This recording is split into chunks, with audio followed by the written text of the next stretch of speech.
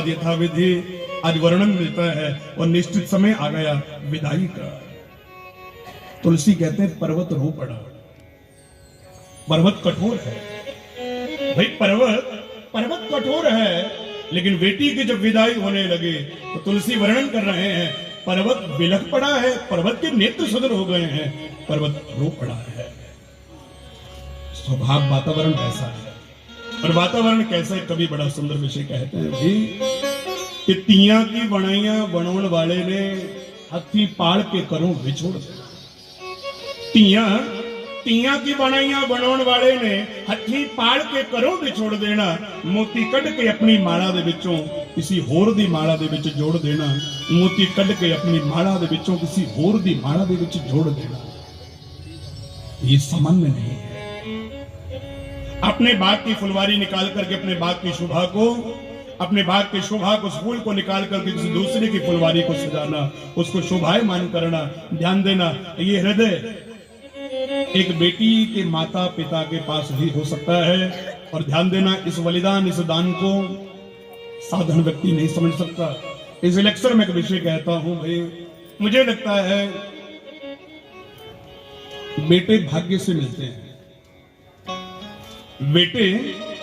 बेटे भाग्य से मिलते हैं, लेकिन ध्यान देना भाग्य से मात्र बेटा ही मिलता है। लेकिन अगर बेटी की इच्छा हो तो भाग्य से बेटी नहीं मिलती, तो बेटियां सौभाग्य से मिलती हैं।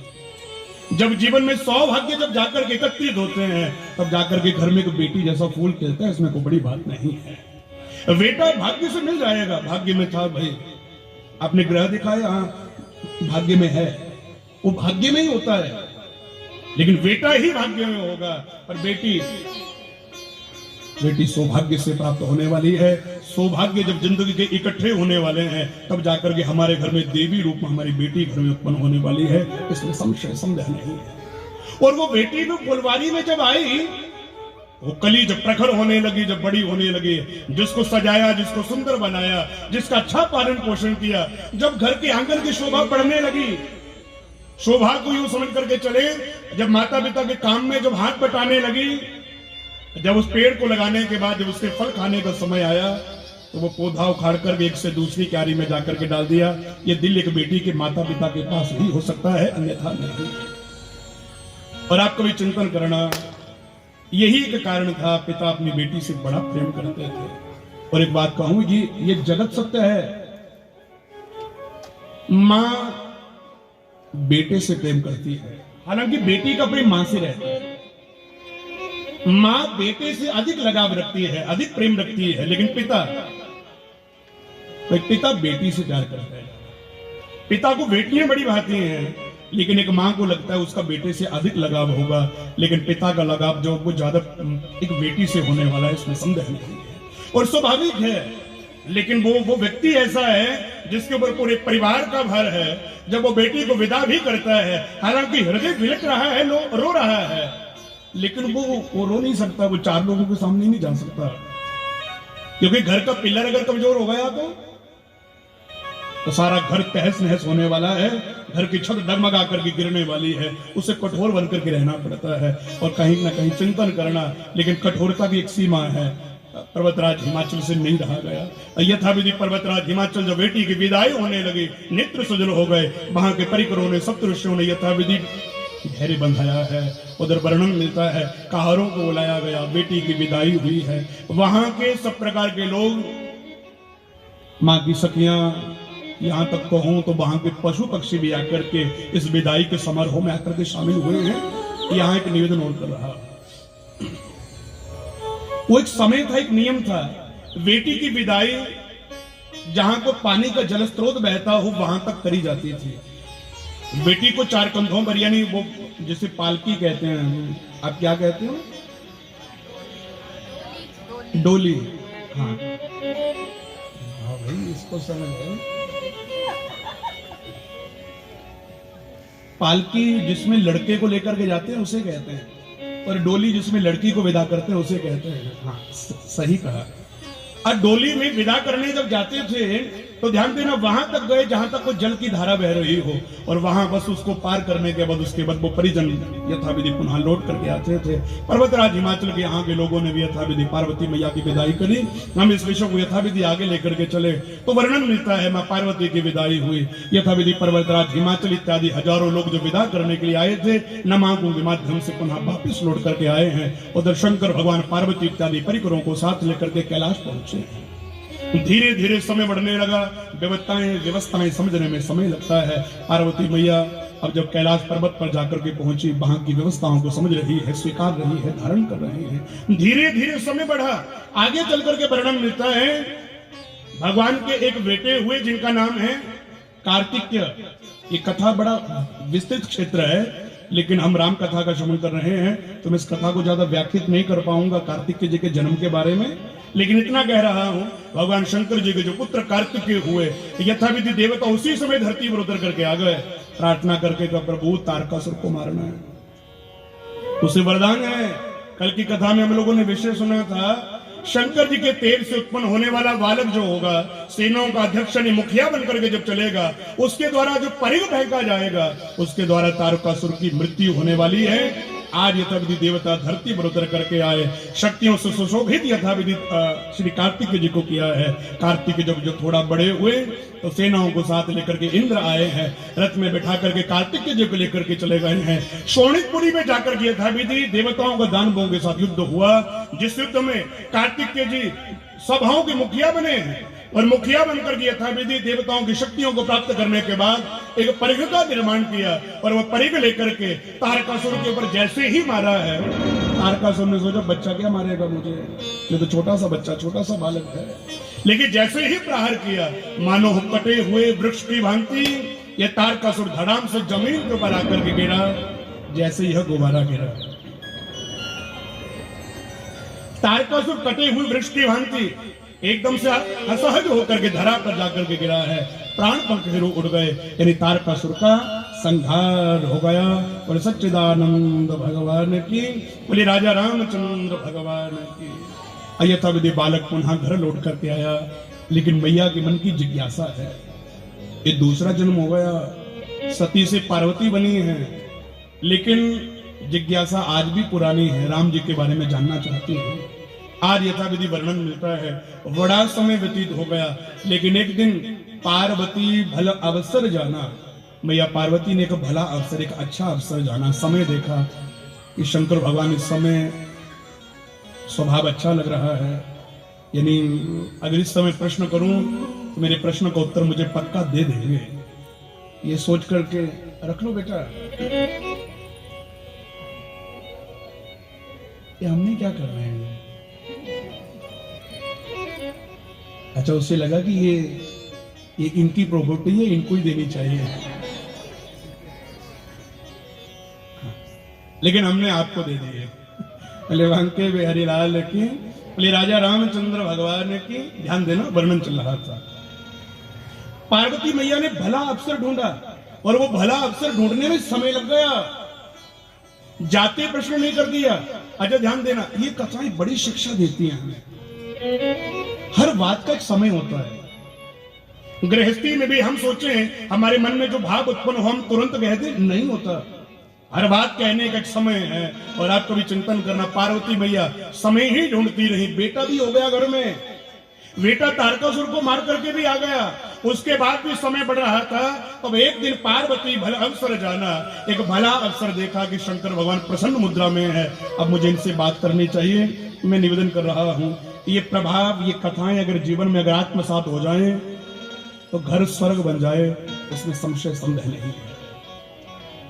मन में विकार हर व्यक्ति के होते हैं। एक स्त्री अपने पति से दुखड़ा नहीं रोएगी तो किससे रोएगी? एक मन की बात एक स्त्री अपने पति को नहीं कहेगी तो किससे कहेगी?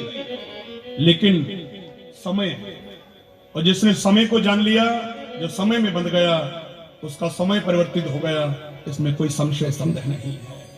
इसलिए समय का पालन, समय का अनुकूल देखना, ये जगत का प्रभाव आज से पहले भी रहा है, और अगर आज भी वो प्रभाव हमारे जीवन में धारण हो जाए, जिंदगी में कुछ नहीं बिगड़ा। अच्छा ध्यान देना, मानो कि घर में छोटी मोटी बात पे कलह हो जाए और हमारे मन में कोई कुभाव बैठा हुआ हो, क्रोध वाली बात बैठी हुई हो, हम उसी समय बोल दें तो क्या होगा? मानो कि पति घर में क्रोध में आए, और क्रोध में आए और हम अपने मन की कोई बात, यानी हम भी रूठे हुए हो, हम भी कह दे भाई ये फलानी बात ऐसे वैसे ये सब कुछ, तो क्या होगा? क्या होगा? क्रोध बढ़ेगा, और क्रोध बढ़ेगा तो घर में कलह बढ़ेगी, और कलह बढ़ेगी तो घर में अशांति होने वाली है, और जो घर में अशांति होगी तो आप कभी चिंतन करना, घर का अस्तित्व डगमगाने वाला है। इसलिए घर का अस्तित्व तब तक ही ठीक है जब तक घर में करुणा भाव बना हुआ है, जब तक घर में स्नेह भाव बना हुआ है। आपके घर में कितना धन है, आपकी कितनी व्यवस्था प्रॉपर्टी है, आपके कितने घर मकान हैं, कोई महत्व नहीं रखता, लेकिन आपके घर में प्रेम कितना है, ये बड़ा महत्व रखता है। आपके पास क्या है, ये भौतिकता है, एक क्षण भंगुरती है, लेकिन ध्यान देना ये महत्व नहीं रखता, ये आपको सुख नहीं दे सकता। अगर हम सोचें कि वही हमारा धन हमें सुख देगा, नहीं देने वाला धन सुख, हमें हमारा सुख, हमारा स्नेह, हमारा प्रेम, हमारा व्यवहार ही देने वाला है। इसलिए निवेदन कर रहा हूं, हमारी सत्ता, हमारा साम्राज्य, हमारा वैभव, हमारा धन, हमारी प्रॉपर्टी हमें लगे कि उससे सुख मिलेगा, नहीं, वो क्षण भंगुर का भौतिक है। आज हमारे नाम है, कल को बच्चों के नाम हो जाएगा। और अगर यूं ही तो आप कभी सोचे भाई मरने के बाद पहले यही देखा जाएगा, पहले कागज देखो कितने हैं, कौन कौन सी प्रॉपर्टी कहां कहां है, और जाकर के जो, अच्छा क्षमा करना लेकिन ये रीति है जगत की, और ये रीति कैसी रही है, कहीं ना कहीं वही जिस पिता ने एक बच्चे को नाम दिया, वही जाकर के वो फाइल दे करके पापा का नाम हटा करके मेरा लिखो। ये व्यवस्था हमें समझनी है। और अगर हम इस जगत के सत्य को समझ गए ना, तो एक भाव जिंदगी में पक्का प्रकट होने वाला है, यह जिम्मेदारियां हैं जिसका हम निर्वहन कर रहे हैं, और हमें जिम्मेदारियों का निर्वहन करना है। हम अगर सोचे कि हम अपने बच्चों को दे करके जा रहे हैं ना, नहीं दे करके जा रहे हैं। क्यों? आपको भी किसी ने दिया है। जिस जगह हम बैठे हैं, जिसका भोग हम भोग रहे हैं, ये हमारा है। अरे हमारे लिए भी किसी ने किया था, हमारे भी कोई पिता थे, उन्होंने हमारे लिए धन कमाया, उन्होंने हमारी व्यवस्था देखी, उन्होंने हमारी जिम्मेदारियां निभाई, उन्होंने हमारे लिए जिंदगी में सुखों के हर प्रकार के कार्य किए। और हम अगर सोचें कि भाई हम अपने बच्चों के लिए कर रहे हैं, तो हमने उनके ऊपर कर्जा चढ़ाया? नहीं, हम जिम्मेदारियां निभा रहे। और मैं अगर यूं कहूं तो कहीं ना कहीं नौकर बनकर के आए थे, और कमा करके नौकर बनकर गया था, छोड़ करके चले गए। ये जिंदगी की वास्तविकता का सत्य है। इसीलिए फिर निवेदन कर रहा हूं, प्रेम से बड़ा जीवन में कोई स्वभाव नहीं है, कोई धन नहीं है। माता ने भी यही देखा, स्वभाव अच्छा है, बात कर लेनी चाहिए, पास जाकर के बैठे, प्रणाम करके कहा प्रभु क्षमा करना, लेकिन एक जिज्ञासा है मन में, अगर आप कहो तो मैं कुछ बोलूं? भैया अगर आपकी आज्ञा हो तो मैं कुछ कहूं? शंकर जी ने कहा देवी बिल्कुल कहो। तो पार्वती मैया ने कहा विषय पुराना है, शरीर नया मिला है। विषय जिज्ञासा आज, हाँ पहले संशय था, आज संशय जिज्ञासा में बदल चुका है। विषय बड़ा पुराना है, शरीर नया मिला है। प्रणाम करके कहा मैं आज भी वही विषय आपसे जानना चाहती हूँ। जिज्ञासा बस मेरे मन में भाव उत्पन्न हुआ। आपने कहा था कि वो जगदीश्वर नारायण ही राम बन करके धरती पर उतर करके आए हैं, और अगर वो नारायण ही धरती पर अगर उतर करके आए हैं, तो वो निर्गुण निराकार से सगुण साकार कैसे बने? क्योंकि शास्त्र उल्लेख करता है कि परमात्मा निर्गुण है, निराकार है, और निराकार वो है जिसका कोई अपना कोई आकार नहीं होता। और अगर भगवान निर्गुण निराकार है, तो सगुण साकार कैसे बनते हैं? साकार यानी जिनका अपना कोई आकार है।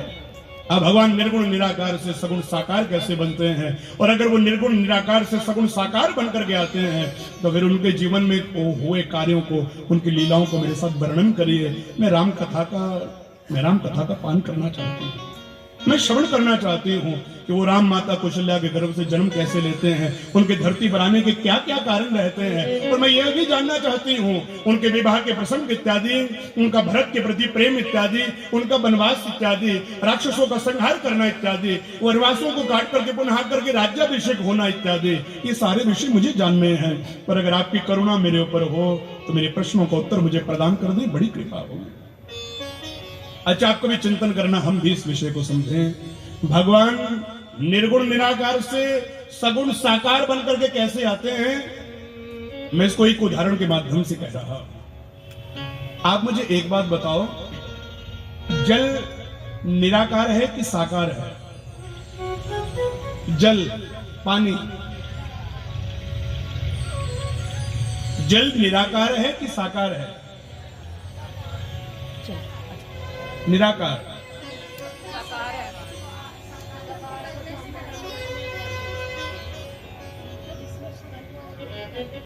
अच्छा, निराकार वाले हाथ उठाओ। 1 2 3 4 5 6 7 8 9 10 10। और साकार वाले हाथ उठाओ। साकार वाले 1 2 3 4 5 6 7 8। साकार वाले 5 6 7 8 9 10 11 12 13 14 15। प्रवाक्य वाले अच्छा, जिनके अनुसार निराकार साकार दोनों है वो हाथ उठाओ। 10 20 30 40 50 60 70 80 90 100। ध्यान देना, जल निराकार ही है। जल निराकार है, जल का अपना कोई आकार नहीं है। और क्यों नहीं है, आप कभी चिंतन करना।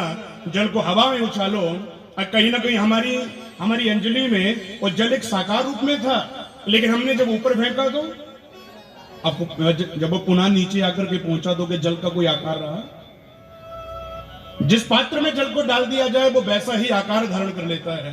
अगर उसे आप गिलास में रखो वो गिलास जैसा हो गया, गड़बी में रखो वो गड़बी जैसा हो गया, बोतल में डालो वो बोतल जैसा हो गया, सुराही में डालो वो सुराही जैसा हो गया, घड़े में डालो वो घड़े जैसा हो गया, थाली में रखो वो थाली जैसा हो गया, तालाब में डालो वो तालाब जैसा हो गया।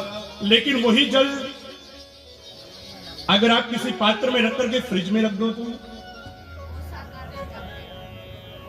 जल निराकार है, और जिस पात्र में डाला गया वैसा ही उसका आकार हो गया। गिलास में डाला गिलास जैसा, बोतल में डाला बोतल जैसा हो गया, थाली में रखा थाली जैसा हो गया, बड़े पात्र में डाला बड़े पात्र जैसा हो गया। लेकिन वही अगर हमने कटोरी में डाल करके फ्रिज में रख दिया और वो एक बर्फ का एक टुकड़ा बन गया, अब वो साकार है कि निराकार है? अब उसका अपना आकार है।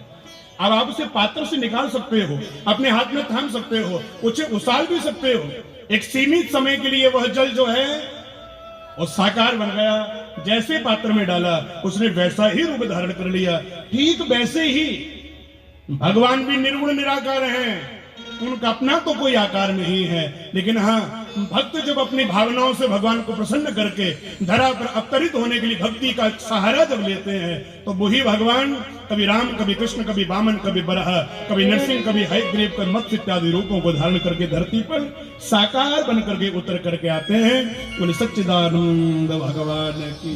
है वो निराकार है, लेकिन श्रद्धा रूपी एक भक्ति रूपी एक माँ के हृदय में एक माँ की कोख में आकर के प्रवेश करके अपना एक रूप धारण करके उसी को कभी राम कभी कृष्ण कभी वामन कभी बराह कभी नरसिंह बन करके धरा पर उन साकार रूपों को धारण करके उतरते हैं। ये साकार और निराकार की परिभाषा है। और सच्चिदानंद भगवान की। अच्छा, लेकिन यहाँ एक संदेहा निवृत्ति। बड़े सारे लोगों के मनों में एक संशय रहता है कि जब जब धरती पर पाप बढ़ता है भगवान तब आते हैं। क्या लगता है भगवान पाप को मिटाने आते होंगे? हमें लगता है कि भाई पाप बढ़ गया अब भगवान आएंगे। क्या लगता है पाप आएगा, पाप बढ़ेगा तो भगवान आएंगे? नहीं। निवेदन कर रहा हूं, पाप की क्यों बुला ले? पाप का क्या समझते हैं कि वो भगवान को धरती पर उतार दे? पाप के लिए भगवान नहीं आते, भगवान भक्ति के वजह से धरती पर उतर करके आते हैं। आप कभी चिंतन करना, पाप धरती पर बढ़ जो रहा है उसको मिटाने के लिए वो ऊपर से भी ऑपरेट कर सकते हैं, ऊपर से भी वो सारा समाप्त